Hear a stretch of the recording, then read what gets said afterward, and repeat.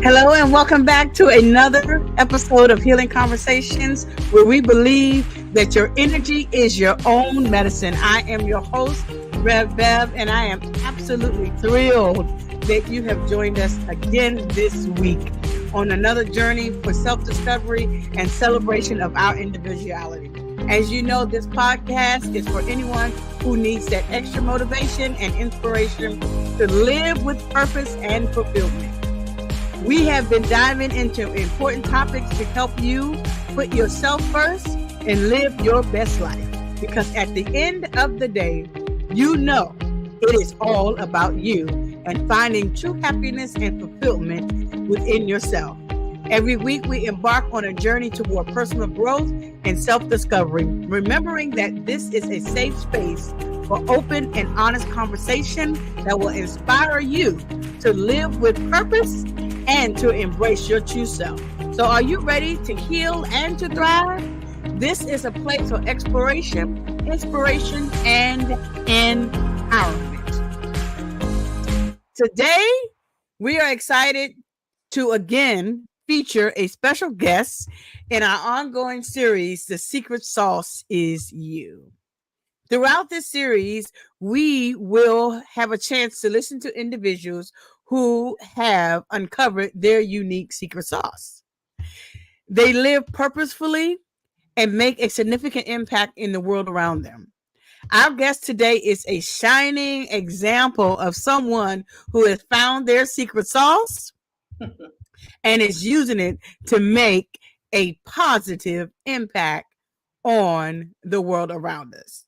But before we get into our conversation with our guests, let's take a moment to reflect on the concept of secret sauce. What does it mean? To us, it represents that special something within each of us that makes us unique and valuable. It's our passions, it's our strength and values, all combined to create a powerful force that drives us towards a success and fulfillment. But discovering your secret sauce isn't always easy. It takes self-reflection, it takes honesty, and sometimes it really takes trial and error. And that's okay. The journey towards uncovering your secret sauce is just as important as the destination. So let's embrace this journey together as we listen to our guests share their own secret sauce and experiences that they have uncovered from themselves. Today, I am thrilled to have Dr. Renetta Weaver, the founder and CEO of Girl, It's a New Day. Yes.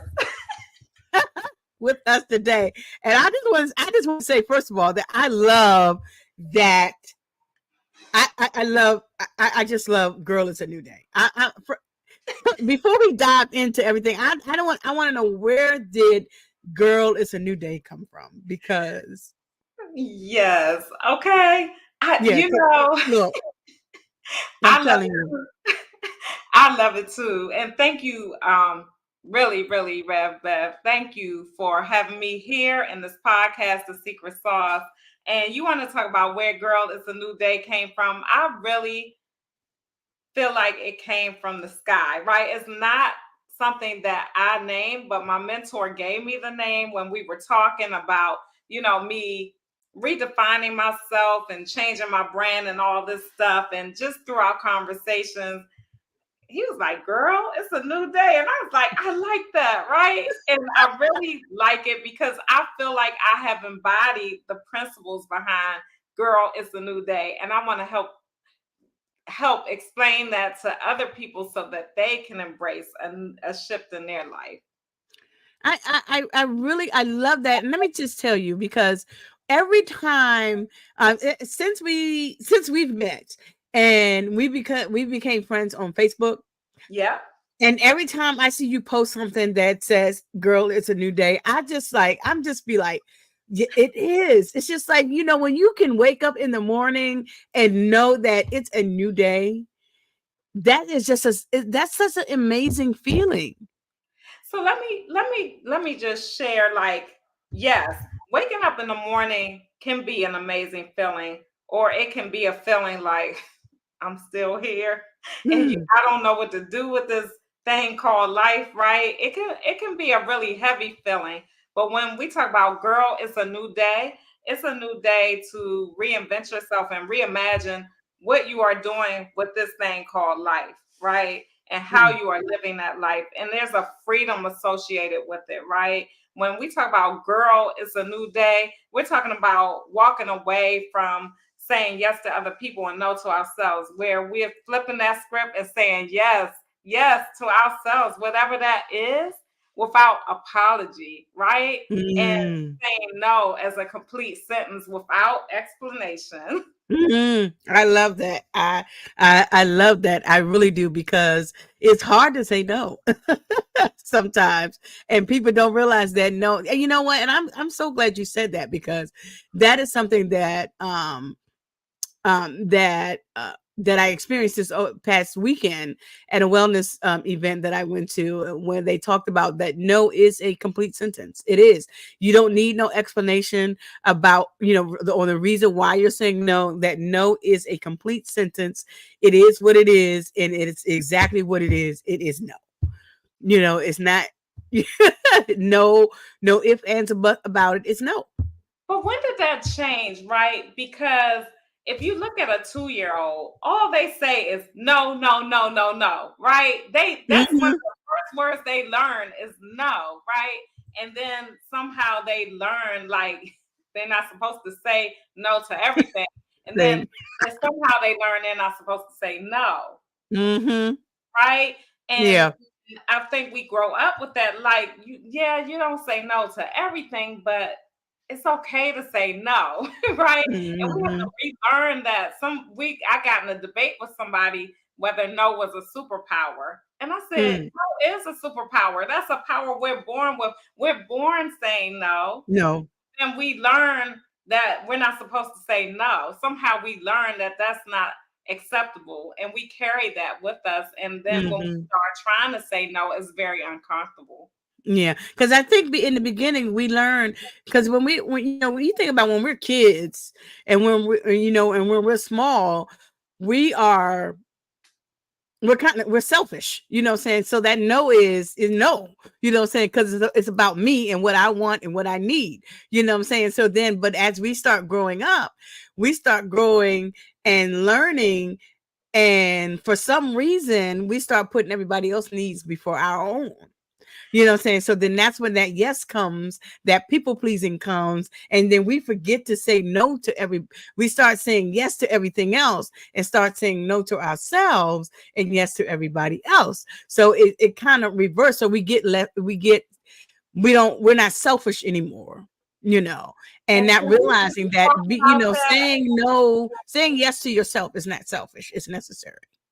And can we talk about that? I tell people it's okay to be selfish, right? And then I say, well, don't be selfish as in me, my, but be self-focused, right? Mm. Be Mm-hmm. selfish sometimes, because being selfish allows you to say yes to yourself first so that you can say yes to everyone and everything else you care about.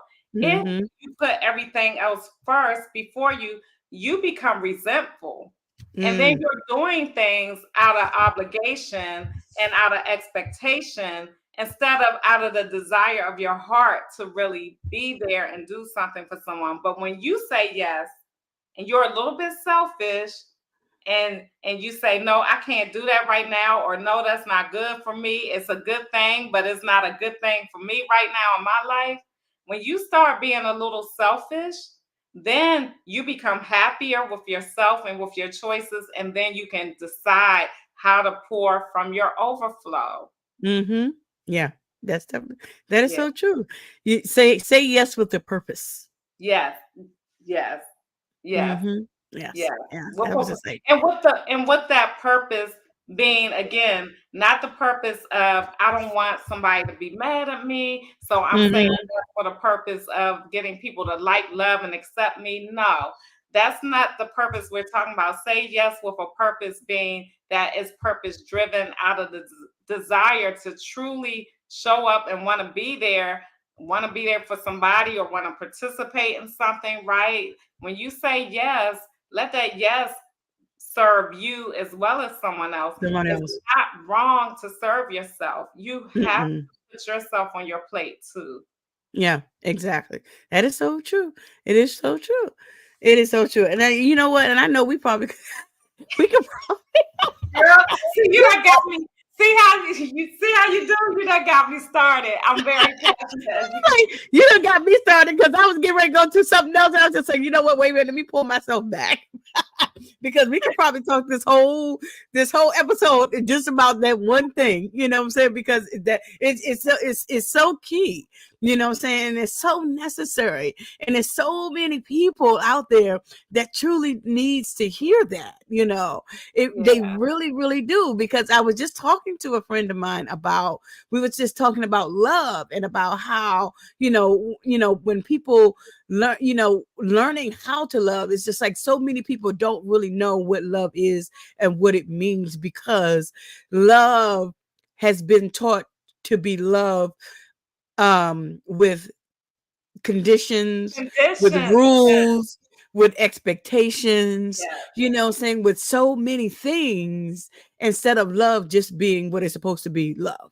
Love has been taught that when you are shaped into the person, place, or thing that I like, then I love you. Love you. But if you are not perfectly formed in the shape that I need need you to Mm-hmm. be, I don't love you Love anymore. you as much. Exactly. Yes, exactly. Yes, it's love with condition, love with rules, love with, just with so many things other than Oh, what love is definitely. supposed to be. But on that subject of love, I was thinking about somebody else, but then it just hit me like that's how we treat ourselves too. That's Mm, how if we aren't perfectly shaped physically or mentally, if we aren't perfect and our idea of what perfection is supposed to be, then we don't like or love ourselves loves. either. Mm-hmm. That's true. That is Yeah. true. That is true. And that goes to, and so which translate into how we treat ourselves, and then how we allow people to treat ourselves Mm, as well. yeah. So then you don't learn that you never learn how worthy and capable and strong and Yeah. beautiful and wonderful, you are, because one, a lot of people were never told that, and then you don't see that, you never told yourself that either, you Yes. know and you were never taught to tell yourself that. So yeah. That part. Okay. Yep. Okay. So Look, I'm trying to hold back, right? Because I'm like, listen, I'm trying to, just hold back. But I mean, absolutely, yeah. absolutely. Yes. And Yes. for years, that's really the space that I lived in for years, which is why this whole thing about girl, it's a new day, because I don't live on that street anymore. I don't live in Mm, that zip code. That address has changed, right? I don't respond that way anymore. But for years of my life, that's how I did not like myself. I did not love myself. I was not taught that. mm, And I didn't see examples of that around me. I mean, I saw other people with self-esteem, but I didn't see examples of, because, well, let me back up. I was adopted. So it just goes into mm, this whole other realm that we don't have to get into tonight. But I really looked around me and was like, there's nobody that looks like me. There's nobody that I can look to as an example, right? That is just like me. So I always felt kind of like I didn't fit. I always felt like I didn't fit in. I wasn't good enough. I wasn't beautiful and all that because I didn't look like anybody around me. I didn't see an mm, example of myself. And then I wasn't taught that that's okay, that I could love the beauty in me just being me. mm, I didn't have to look around, look outside of me. I could look within. And I learned mm. how to do that. And so I don't feel like that anymore. But for years of my life, I did. Yeah. Yeah. Yeah. Yeah. And there are a lot of people like that, and Mhm. that are still like that, So shout out and to all my fellow foster children and adoptees. It's National Foster Care Awareness Month. And so I just wanted to shout them out real quick. yes, yes, yes, indeed, yes, indeed. Because a lot of people still they don't understand the importance of being able to say that to people that are around you, that are, in your circles and things. So one of the things that I'm going to share with the moms and daughters tomorrow is, to as often as you can, you have to impart those things into your daughters, say into your children, so that when they are your age, saying it shouldn't take them to get to 40 Mm. to start to know that they're worthy, and to that they're strong, and that they're capable, and that they're beautiful, and that they're loved. They should know that at 5. They should know that at 6. They should know that at 7. They should know that when they turn 16. They should know that when they're 14. Mm. They should know, a young man should know that he's already strong at 10.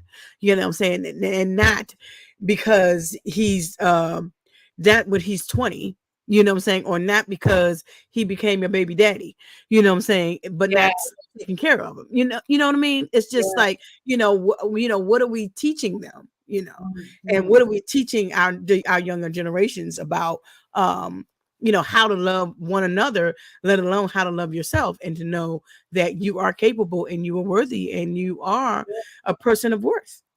Yeah. And again, whether adoption or not, like you have to see examples of that in the Mm, community, out somewhere in your household, in the community, at school, at church, wherever, somewhere, you have to see that example, because if you don't, then you're just going to follow the examples of what you see, right? If you don't mhm. see that, what are you seeing? What Yeah, are you experiencing?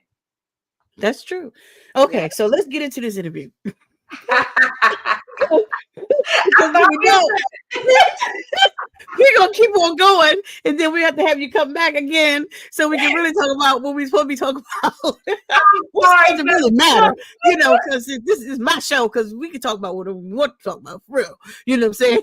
For real, But anyway, but let's talk a little bit. We want to talk about a little bit about what you do, yes. and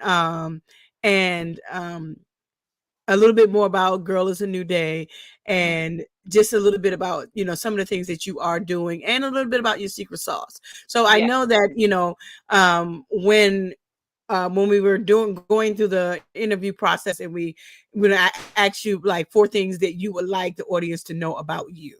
And one of the Mhm. things that you put at the top was that you believe life matters. So talk a little bit about what you meant by that.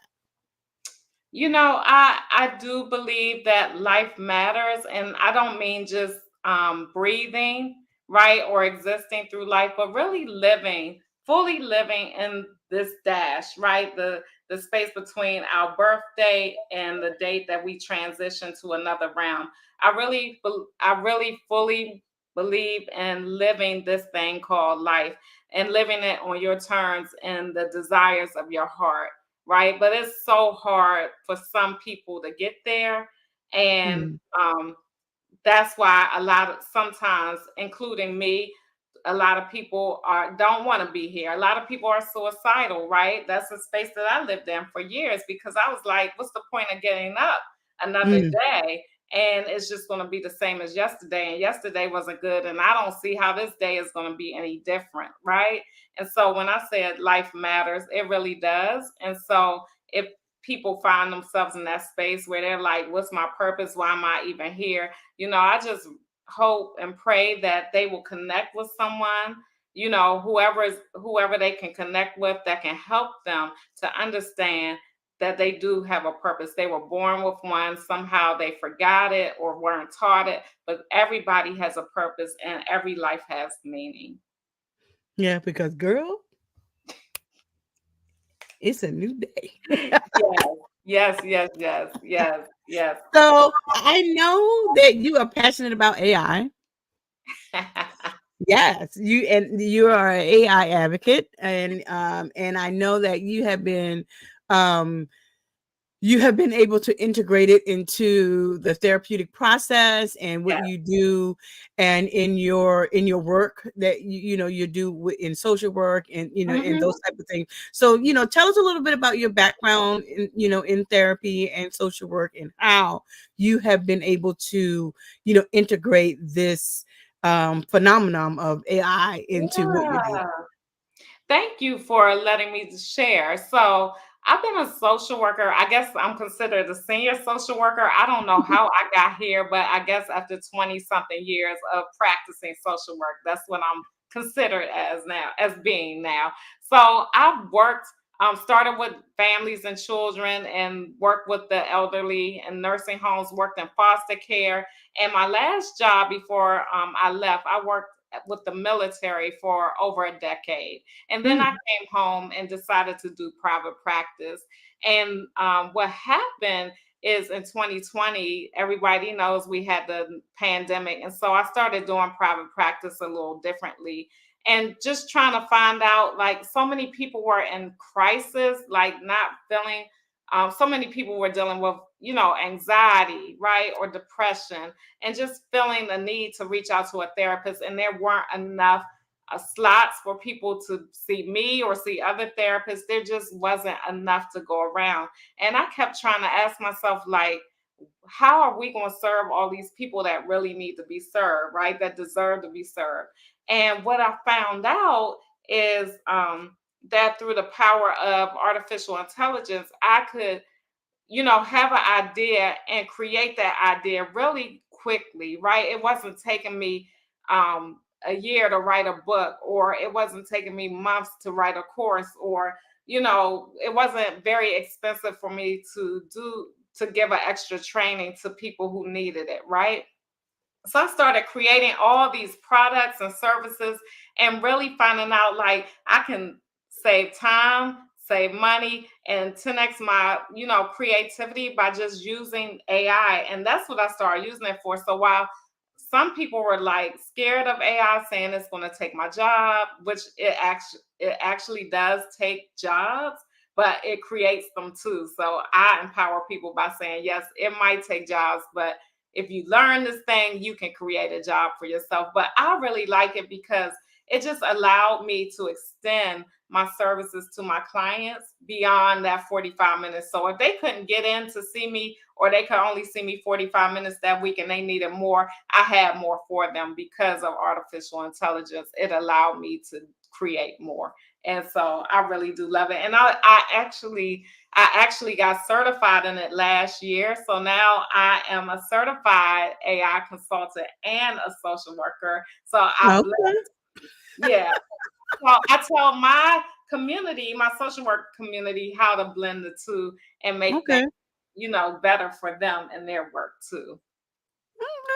Okay. I, Yeah. I think that is great. I can definitely see where um the integration of it can definitely be a great tool for that, just in the matter of just from you saying, like, if you don't have that enough time to meet with your clients and things like that, like that AI can help you create worksheets. It can help you Yeah. create different documents that can help them, you know do the work, Yeah. saying that they need to do on their end, saying, so that when they do come back and see you, saying they can have some of those things done. But it also takes that time out for you to be able to do that and create those things that is tailor made to being able to help those individuals, whatever they're needing. Yeah. Yeah. So I like that. I like that. Yeah, It I do. feels really good after a session to send somebody a manifesto and say, Mm, have all the points that they talked about in the session and create something really empowering for them to meditate on that week and send it to them with their name and what they talked about. Like, I do that for a lot of my clients and they just love it because they know yeah. I pay attention to what they're saying in session and I give it right back to them. They love it. I think that's key. I really do. I really do, because in so many ways, people often think that their words get lost in, in their explaining, in their talking, when they're giving up themselves, saying they often think that they're not really being heard, even in therapy sometimes, Yes, saying, and they feel like their heart is not being heard, that their words are not being heard, and that they're often misunderstood.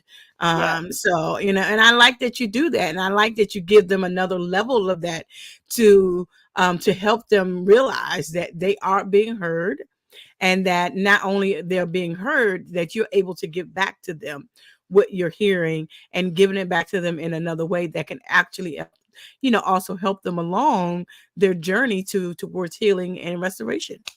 I It, love that. I love it. it's true. And just one more thing, like even on a personal note, my mother-in-law passed away last year, and the family was too emotional to do anything around her, writing out her obituary and things like that. And so I went into AI and had them create, I gave them all the things about my mother-in-law, all the things to say, and it composed a beautiful obituary. We did her funeral plan, and I was able to write a children's grief book after that for my niece and nephew. And now I can offer that to other therapists and other clients who work, around grief and loss, to help them navigate their feelings of grief and loss. So even on a personal level, AI has really, really been good in my life. And I just try to get people to see the good side about it, because of course we hear a lot of the bad things about it. Okay. All right. All right. Well, I hope you guys have enjoyed what you've been hearing with from Dr. Renetta. We're going to take a short break, and we'll be right back, and we're going to talk a little bit about heal. Um with Dr. Renetta, and a little bit more about her secret sauce and Girl, It's a New Day. Okay. I want to.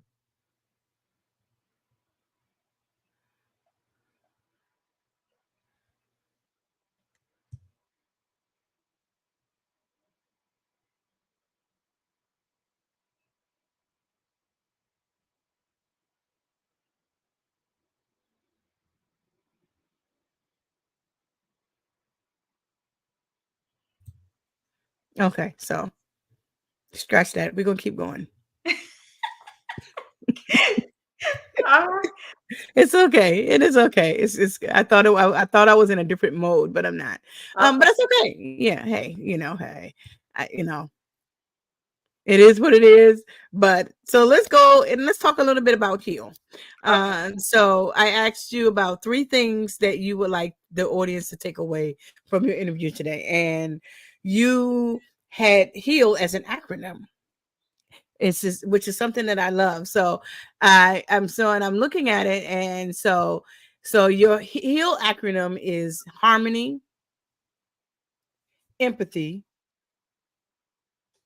action, and love. So tell us a little bit more about that, and how heal came into fruition, manifestation, and all that good stuff. Well, he'll because that's what we in this space do. That's what you do. That's what I do. Ever since I was little, I saw so many people around me that I felt needed healing. So the word heal has always been near and dear to, my heart, my soul. And so it was just natural for me to come up with that when it came to, an acronym that will be easy for people to remember and implement, right? And so when we talk about living in harmony, when I talk about living in harmony, it's like, are you in alignment with how you really want to live this thing called life? Or are you living someone else's values, right? Because when we are living someone else's values, then that's where you get people who are either anxious or depressed, right? They're feeling some type of way because they don't want to mess up, or they have regret about some things that have gone wrong in the past. So the first thing I ask people when they talk to me about overcoming anxiety or depression, I'm asking them to look at their life and see where they're out of alignment. right, with their assignment. I say, where are you out of alignment with your assignment, right? And we really explore that and pull that apart. Now, some people might have organic anxiety and depression, right? From their brain might not be producing enough chemicals, but a lot of times it's because we haven't given ourselves permission to take an action. We haven't given ourselves permission to say no. So, yeah. And then empathy is really just holding compassion for yourself and for others, right? Really giving people, really letting go of expectations and just caring about what other people are going through, and not being so heavily focused on what you expected from a person, but just accepting them as they are. Mm-hmm. And the A, please remind me of what I said about the A. You said action, taking proactive steps toward healing and embracing both traditional methods and innovative tools like AI. Yeah, yeah, yeah. So when I talk about taking action, it's one thing to say that you want to change, but change takes change. Change takes action, right? And so Mm-hmm. we can talk about it all day, but sometimes you really have to take that action behind your change that you want to see. And that action is not always going to feel comfortable. It's not always going to feel pleasant, but sometimes you have to go through the ugly stuff to get to the beauty in your life. So, you have to Mm-hmm. ask yourself, which ugly do you want to take? Do you want to take the ugly of continuing to be in the space you are, or do you want to take some action? And that might be dark and ugly too, but knowing that there's light on the other side. Okay. Yeah, yeah, yeah, yeah, yeah. And then the L, please remind me, please. The L is love. Fostering love and support around you, knowing that these are the cornerstones of any healing process. So love, right? We talked about it earlier. People Mm-hmm. not really knowing what love is, people not knowing how to love themselves or how to love other people, right? It really does start with having love for yourself first. And what does that mean? And Mm-hmm. defining that, right? I think we all have different ideas and definitions of love, or we might have been scarred by the idea of love. So we say, I'm not going to love anymore. But I think being able to understand what love is, and a great example of love is the love that your higher power has for you. Mm-hmm. All accepting, all knowing, and all accepting, all knowing of all of the things that you have said and done that might not be perfect, but loving you anyway. And so that gives us space to give ourselves grace, and that gives us space to give other people grace and really love people from the place that they are, knowing that if they never ever change, because not everyone is going to change, right? If they Mm-hmm. never ever change, I still like, love, and accept this person. And that person might be yourself. Mm. That is so true. That is so true. One thing that you said about grace is um, giving yourself grace. And I always tell people to, because it's something that I learned just from work, that one of our VPs always says that to always always remember to extend the grace that you want, the extended to Oh, extend grace to others that you want extended to yourself, yeah. that you want extended to you. So you have to learn to extend grace to others. That same grace that you want extended to you have to learn to extend that same grace to others. So it's just like, because sometimes we have so many expectations for other people, but we forget about the expectation that people have for us. And so Ooh, it's just like that grace, saying we want people to give us grace, saying we want people to have understanding for us and how we are and what we do, and saying, and those types of things. But we don't want to do that for other people. We want people to hear our words and hear our hearts and listen to us, but we don't want to take the time to do that for other people. I So know. we have to learn to extend the grace to others that we want extended to us. And so I love that you said that I love that you say heal your life, seek harmony, practice empathy, take action, and surround yourself with love. Yes. I love Yes. that. You Yes. know, and yeah, I really do love that. You should put that on the shirt. I'm telling you. I Yeah. Yes, will. I'm telling you, you should put the word heal, and then under it, you'd be like, bam, bam. Yes. Yes, Yes, you should do that. You should do I that. will do that. Remind people every day to, like, to live, to know what it means to seek harmony and to live with empathy, to practice that every day and to take action, to want to be better. To want to be better and do better, you have to do it, and What that you it have to really surround means. yourself with love. Yeah. What it really means to heal, because coping is not healing, right? Mm-mm. A lot of times people come to me looking for coping skills, and I'm like, okay, we can do this coping, but when you're ready to take that band-aid off and go a little deeper, because healing is at the root. Coping Mm. is on the surface, but healing, that thing is at the root. Yes. Yeah. Yes, it is. It is. That. Look, I'm the same. I'm the same. When I do stuff like, I do battle scars, and tomorrow I'm going to do an activity with the moms and the daughters called Man in the Mirror. And when I do Man in the Mirror, I'll be like, look, when you look at yourself in the mirror and you tell me what you see, I don't want to. I don't want to. I don't want surface stuff. I don't want that I'm a mom or I'm a daughter. I don't want that surface stuff. I want you to look at yourself. I want you to take your mask off, and I want you to look deep inside of you and tell me what it is that you see. Yeah. Yeah. Yeah. Tell me that. And Yeah. then there where the work begins, when you can be honest. Yeah, that is where the work begins. That is Mhm. where the work begins. Yes. That is Yeah. where it begins. Yeah. Yeah. With tears and all, okay? Yes, it does. It really does because girl, it's a new day. Every day. It's a new day. It's just like that song that every day is a day of Thanksgiving. Girl, it's a new day. Every day is a new day. I I cannot love, explain love, to you. love that. I can't even begin to explain to you and your audience. Like, this girl is a new day.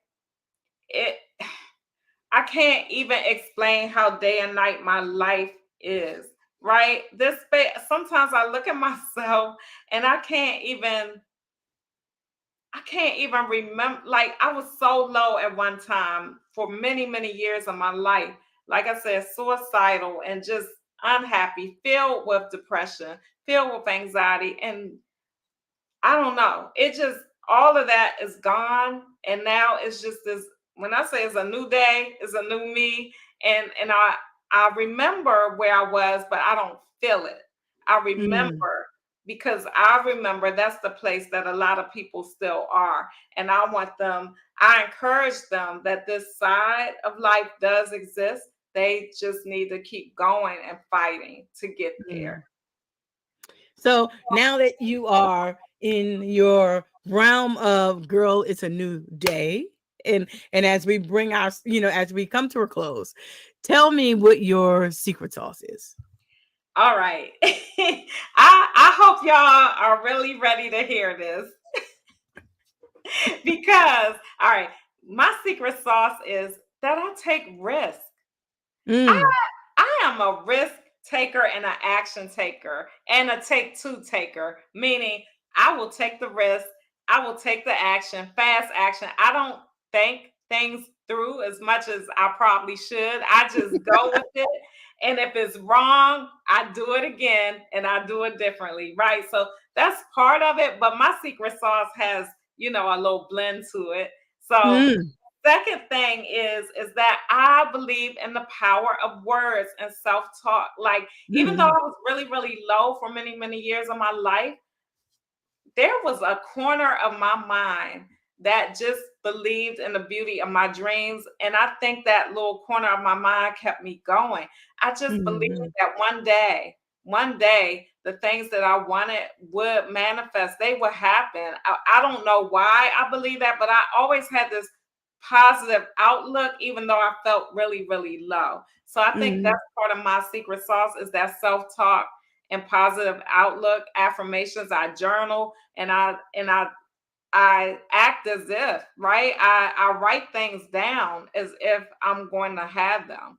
And I don't even know how it's going to happen, but I write them down. Right. And then the third thing is I'm just crazy enough to believe in God's promises. Mm. I'm just Mm. crazy enough to believe what he said is true. So I Yes. was like, hey, he said this, he promised this. He said in the end we win. So I'm like, in the end, I win. Yes. Now that's a secret sauce to top all secret sauce. But that keeps me going because when I don't have FOMO, like I don't have a fear of missing things, because I made up this saying, and I said, nothing that is meant for me shall ever miss me. It's not in the Bible or anything like that, but it's a saying I made up for myself. And it helps me to remember nothing that is meant for me will ever miss me, because I know God has a plan for my life. He has a purpose in my life. And so even though I don't see it or see how it's going to happen, if he put the desire in my heart or the dream in my spirit, I've seen it in my dreams, then I know it's going to happen. I don't know how, I don't know when, but I believe it's going to happen. So I know nothing that's meant for me will ever miss me. And that's for you too. Nothing meant for you will ever miss you either. Amen. Amen. Amen. I believe that. I received that. I hope that everybody who was listening will receive that. I really, really, really, really do. I really do. And so I want to thank Dr. Renetta for coming and being a part of our healing conversation today. I want to thank you always, my listeners who come every week and hear what Rev Bev has to say. Thank you so much for tuning in this week. Thank you so much for beginning this, being a part of this healing conversation journey with me. We're going to continue to bring you great guests. We're going to continue to share the secret sauce with you. We're going to continue to give you great topics, and we're going to continue with healing conversations that will allow you to live with purpose, that allow you to heal from the inside out. So until next time, this is your girl Rev Bev. This is Dr. Renetta. We thank you. We love you. God bless you. Remember that you are the secret to your sauce, and that your energy is your own medicine. Until next time, God bless you and have a good evening.